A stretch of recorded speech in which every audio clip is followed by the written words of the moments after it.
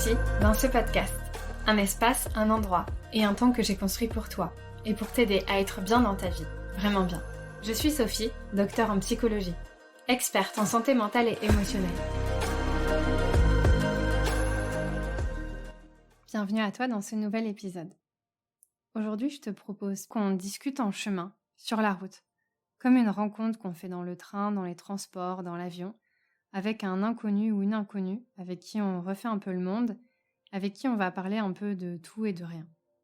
Parce que c'est souvent sur le chemin qu'on apprend beaucoup de choses, qu'on parle du sens de la vie et de ce qui peut nous rendre heureux. Et c'est ensuite comme ça qu'on ajuste la destination. Et d'ailleurs, Ticket to Happiness, le titre du podcast, signifie justement un billet vers le bonheur. Et aujourd'hui, je voudrais justement qu'on discute un peu avec le bonheur. Parce que l'idée de ce billet vers le bonheur, c'est que c'est un trajet, un moment, un espace pour aller d'un lieu à un autre ensemble et qu'après cette écoute, tu te dises peut-être tiens, je viens de faire un petit bout de chemin en moi. Ticket to Happiness, c'est emprunter une voie vers soi. Et aujourd'hui, j'aimerais qu'on échange ensemble avec le bonheur. Alors, le truc du bonheur, c'est que c'est un sujet assez important et conséquent. Et c'est difficile de l'aborder en seulement un épisode. On pourra l'aborder sous plein d'angles différents à travers ce podcast, mais aujourd'hui, je voudrais simplement qu'on discute de manière un peu légère et introductive avec lui, qu'on fasse connaissance avec lui. Qu'on discute, qu'on fasse tomber les masques et les préjugés sur ce petit bonhomme sympa, le bonheur. Parce que pour moi, le bonheur, il a vraiment la forme d'un petit bonhomme serein et joyeux. Mais une joie douce, pas une joie immense qui fait du bruit et souvent éphémère. Et je te propose que toi et moi, on l'invite à discuter sur le chemin. L'idée, c'est qu'on déconstruise un peu les idées toutes faites pour reconstruire cette idée qu'on se fait du bonheur et le rendre plus accessible, plus simple et plus facile. Allez, c'est parti. Imagine ici que c'est comme si tu marchais tout simplement en forêt ou bien au bord de la plage et que tu peux écouter cette discussion. Moi, je vais m'occuper, ne t'inquiète pas, de faire la conversation. Alors, bonhomme bonheur, est-ce que tu peux te présenter, s'il te plaît ? Écoute, moi c'est Bonheur, Je porte un nom que tout le monde connaît, que tout le monde veut, mais qui est parfois pas bien compris. Il y a quand même pas mal d'idées reçues à mon sujet, et du coup ça me rend plus compliqué que ce que je ne suis en réalité. Oula, c'est-à-dire, tu peux développer s'il te plaît ?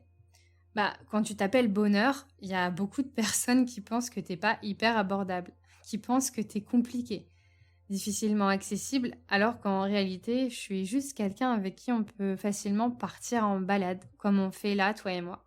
En fait, quand tu t'appelles Bonheur, tu fais un peu rêver, voire même trop rêver, les gens. Du coup, tu penses en fait que c'est inatteignable.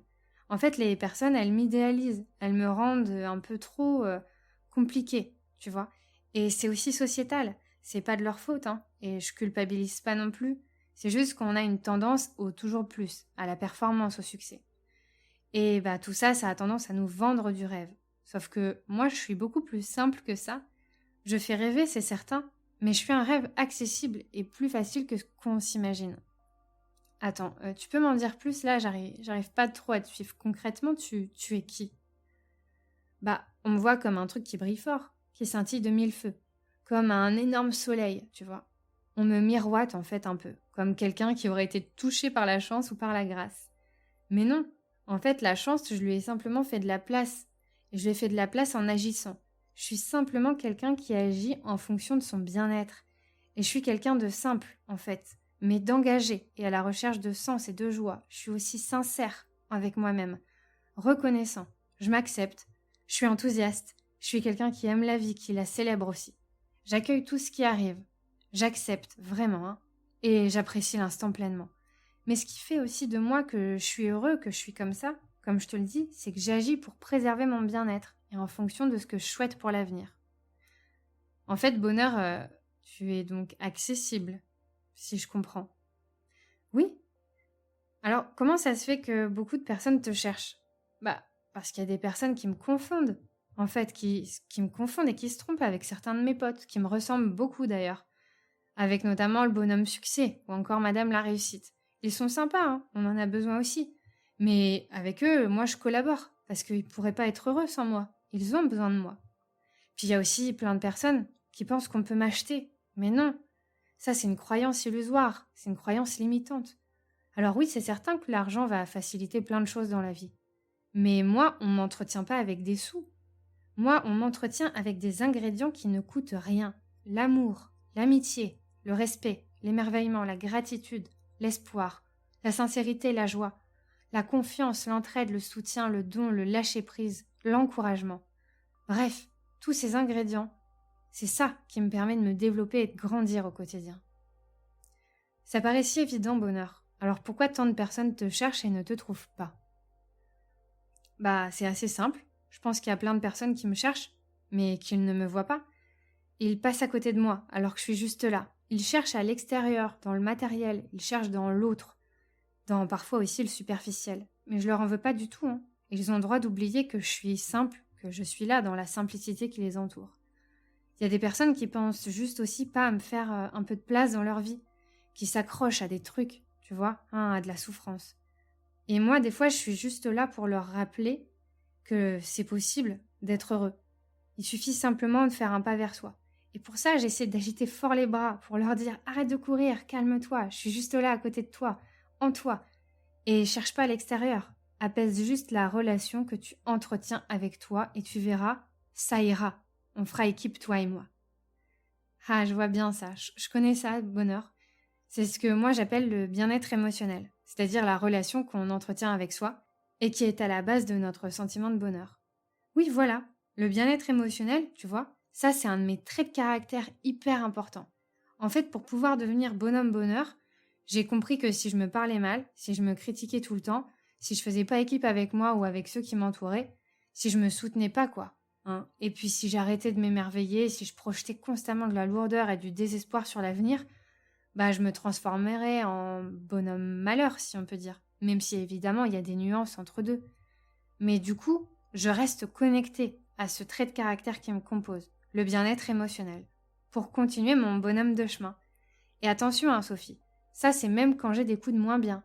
Parce que c'est pas, comme je te dis, malheur ou bonheur. Pour être heureux, même quand tu t'appelles bonhomme bonheur, il faut accepter qu'on passe au quotidien par des états d'entre-deux. Et être justement là pour soi, quand ça arrive, mais aussi pour les autres. Ça me parle beaucoup ce que tu dis, bonheur, parce que j'ai justement développé ce podcast pour ça. Car on devrait tous apprendre à l'école à être là pour soi. Et j'ai d'ailleurs enregistré un épisode, l'épisode 1, qui est sur le bien-être émotionnel. À l'occasion, tu pourras l'écouter. Ok Sophie, on a pas mal parlé de moi. Et tu peux me dire, pour toi, ce que c'est le bonheur? Ah, c'est hyper difficile de répondre à cette question quand je t'ai juste là en face de moi, hein. Ça met un peu la pression.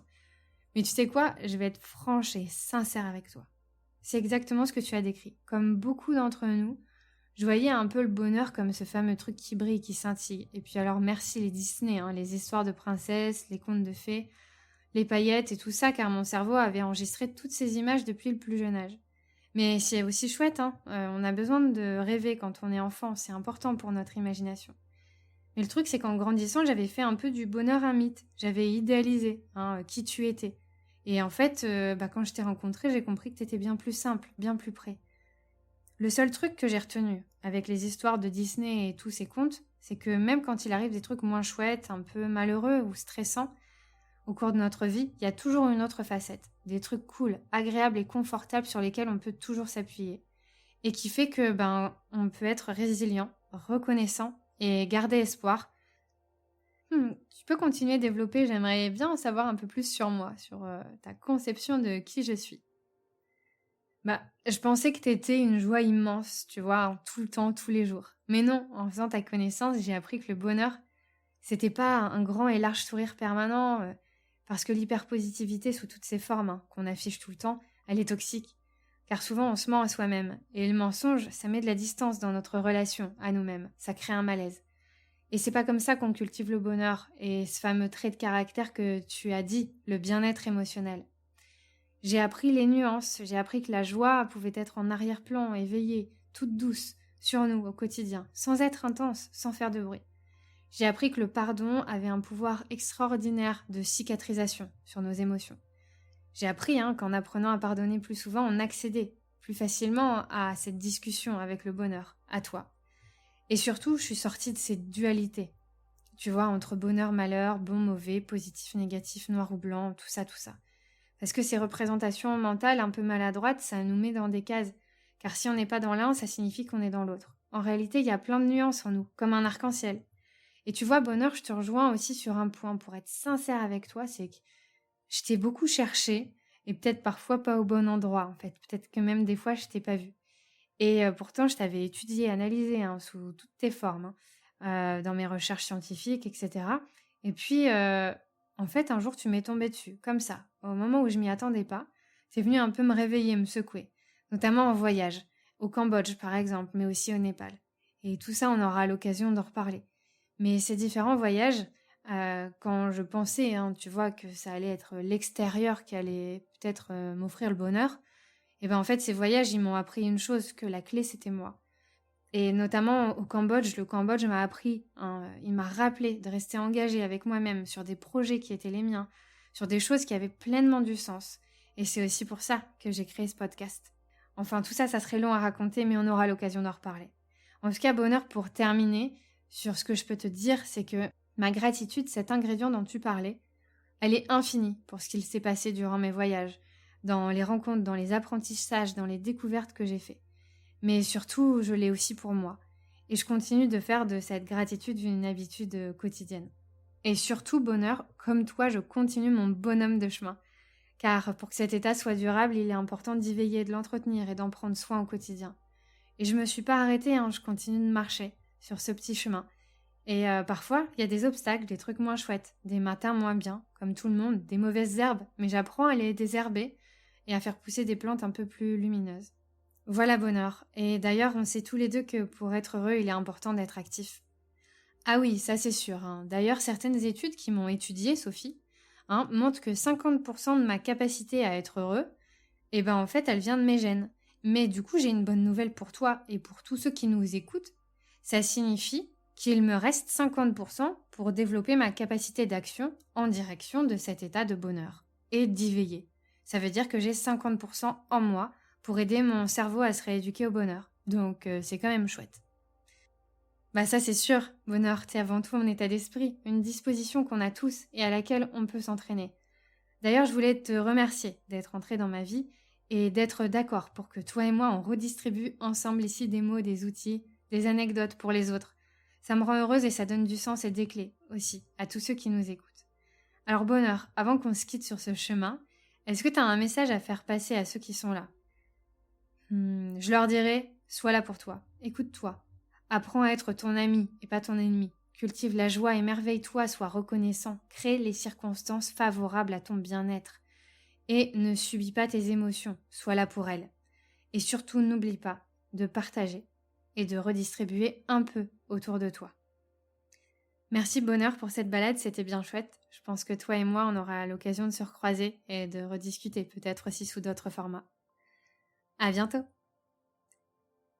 Je te remercie pour ton écoute et pour cette petite balade un peu différente et j'espère heureuse, un peu plus légère et qui t'aura apporté peut-être des clés. N'hésite pas à réécouter, à remettre le curseur à des moments que tu as peut-être besoin de reprendre pour les laisser s'installer et s'assimiler à l'intérieur de toi. Je te dis à très vite pour un nouvel épisode et merci d'avoir fait ce petit bout de chemin avec moi. Si l'aventure te dit, retrouve-moi donc sur Instagram sous le nom de Dr Sophie et abonne-toi, il y a toujours une petite phrase sympa sous mes posts pour toi et puis ça me donne un peu de force. Et pour plus d'accompagnement et d'infos, rendez-vous sur mon site internet et ma chaîne YouTube. Les liens se trouvent dans la description de ce podcast.